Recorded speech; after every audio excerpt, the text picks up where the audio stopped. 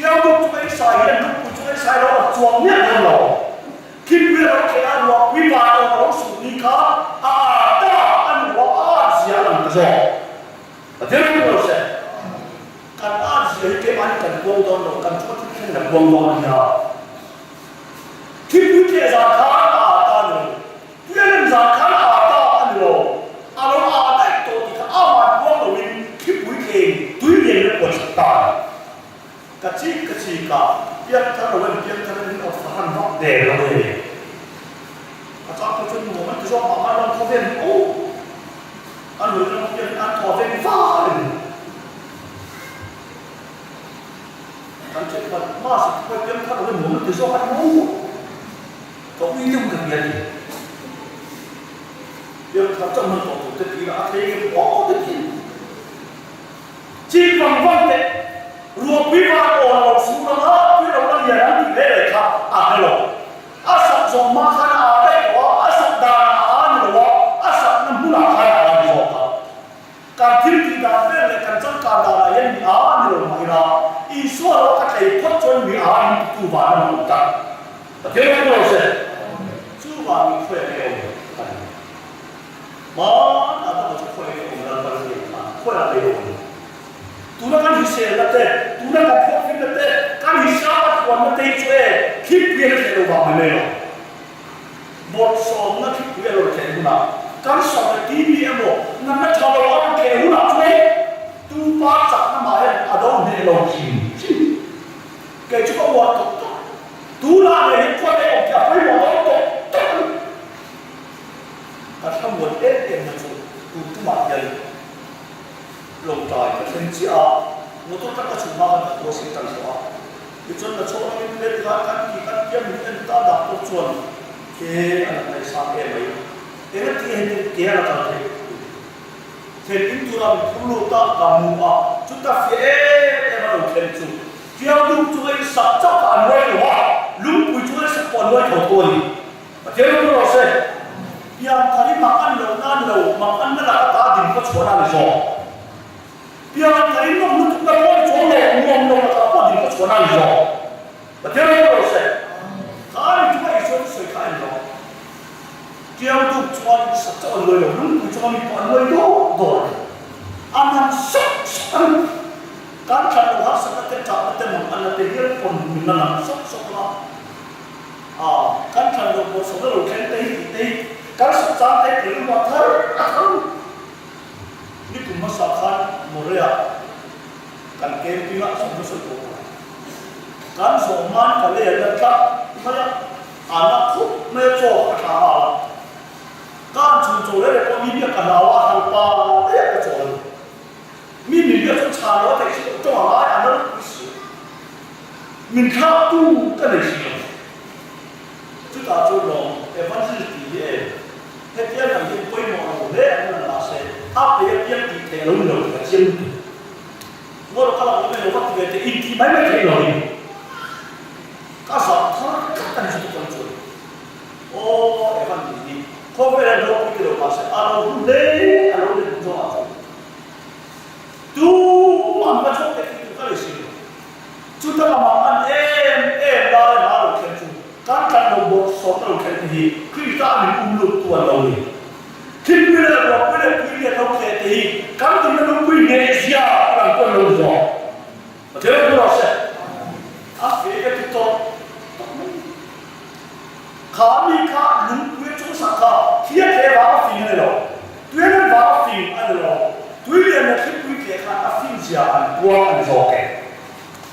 giờ chúng tôi sẽ có khá chim quay đi khá nghe rồi cho thì cái khá đấy còn quang anh rồi cái và thế là nó sẽ quý hà là cái gì đây quang tất cả về là sao luôn thế cái nó bền từ nhá nó sao cái này làm gì ý số này有在这个地方嘛是切那个东西这地方လုံးစော不是不嘛咋说吧没有那边突出你睡觉就是说你飞到电脑那位飞电脑上面那么飞过路你个车我们咋个来着就没有就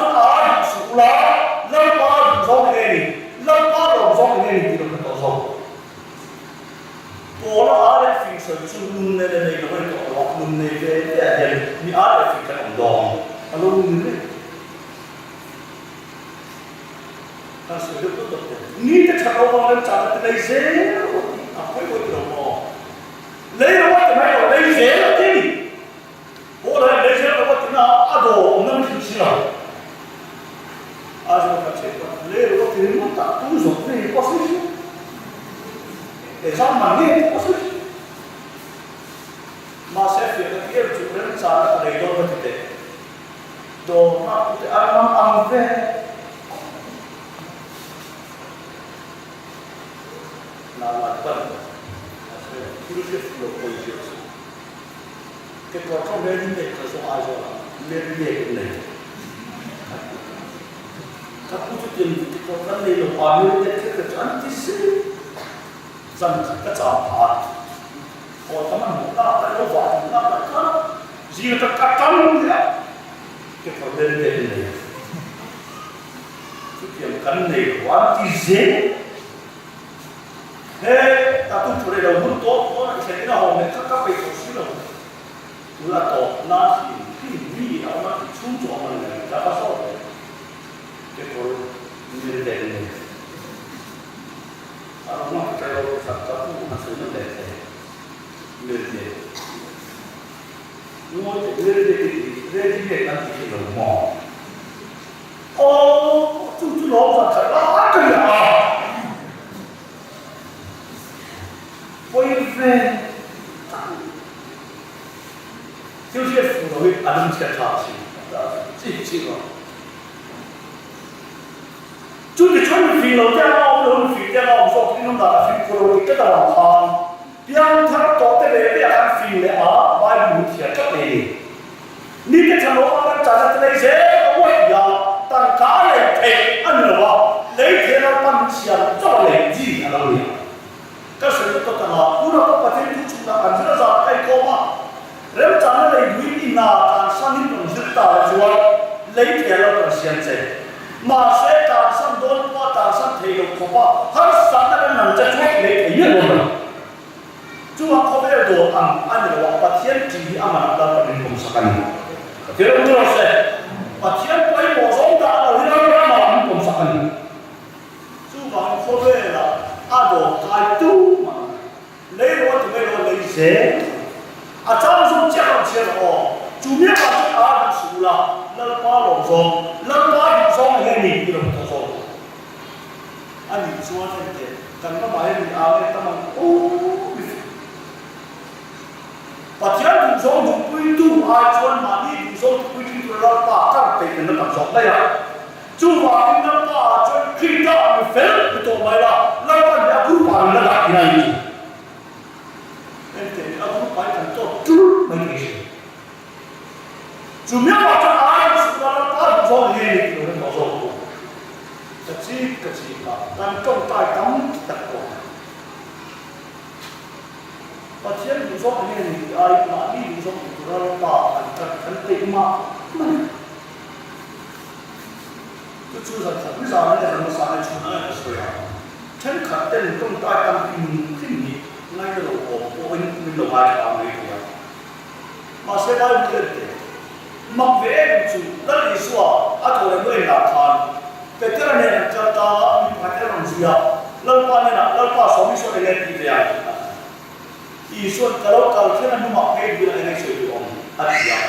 kalau thế là nó mặc về thì lại sử dụng mà thì là than mình quý gì là thằng đàn chuột ý số kalau thế là hệ bài thì tổng độ thì là tăng để cái này cái gì cái phải là cái thứ gì所以说，提緊嗱，但係所有國家就做出咁嘅嘢，佢就特別急，特別急。聽得水中齋揼啊，炒得咁遲一啲咁樣流咧，一見我啱晒，中齋揼啊，屌落嚟，你所啱啱啱落嚟買入我哋紅土啊咯，叫做買到全部嘅鬧話，啲字。cắn một con này cắn chủ yếu là chúng ta ăn chủ là ba lồng dép này ba lồng dép này thì nó có số vấn đề à tắm tất cả chúng ta sẽ bỏ vào lâu ba cắn đủ số cắn thứ nó ta à tổ phải xuống những cắn hàng làm tốt cái này là ô bố lấy cho mình năm để sẽ thì tụi duyên thuộc đầu được mà lề nếu cũng phải tốt của em ấy ở sau chân nó mình thì khăn khi ta mình phải là tổ máy là chân mình tổ máy là mình thiên nhiên này mình phải là chút xíu mình ổn thế này chứ đồng chí thiên nhiên chủ nghĩa bảo cho ta đủ số là ba đủ số để đi được tổ số và thế là đâu sẽ xếp lồng chậm cũng cần gì là yên trong trái bể cần tâm lý của nó lồng trong trái bể sợi xếp xin chỉ để văn ta để áp chi chuồng mà sẽ cố bể ở chỗ đầu thả nó soi là như thế nào thì ta đi vào ta chơi được số cái gì của nó là cái khi ta để khản chơi đó là không phải được ta cứ cái chấp giữ chuyện gì cần một người gì thì trong tay là ta làm trong tay ba lâu hồi này thì pha thế này chẳng hạn là mai đâu đấy mà sao ta pha ba lại dính cái này mà xí rồi ngay kiểu trong tay cầm hình thì cần nô cần vừa suốt cái này vào tay cầm ta cái ông muốn rồi là hôm nay cắt như này chút tiền lịch chưa đủ đấy để làm gì chủ nghĩa mà cho ai là nó có số này đi thì nó có số và thế không được sẽ các dùng số thì cũng chỉ là ông thấy được cái số này nó bảo các bạn đó là các sản rồi mà sẽ dùng số dùng quy tung tu đến quy sản không có em thấy cái một lớp đầu này lấy lý do là thì đủ thua sửa giữa sự là bản mục là thằng mà khi có mà quy trình tu quả cái này sẽ tu ta nó sẽ thành tu cái gì là thì là thằng mà lại là tu cái đó là mà lại chắc lâu qua và thiên tu cho nó sẽ tu cho thành tu rồi lâu thì soạn cả lỗ mới ô Peter cái gì cũng sẽ là trong năm hình mà lại là tu đông đi ăn rồi sẽ tăng cái mong đợi sẽ tăng này là bị số cần phải phát và sự thi lâu đến để mà đây thi lâu là do chúng ta đi vượt ở bãi cả và thế là sao bãi có thể có thể chi được càng cố lên quá đâu bị ban gì lâu qua và xem thôi cho nó sẽ chung thêm cho con thì cái chút để cái nó cho bị mọi thứ như thế chiếm ta thì lo thoát xây về từ đi nào sẽ càng thêm một cái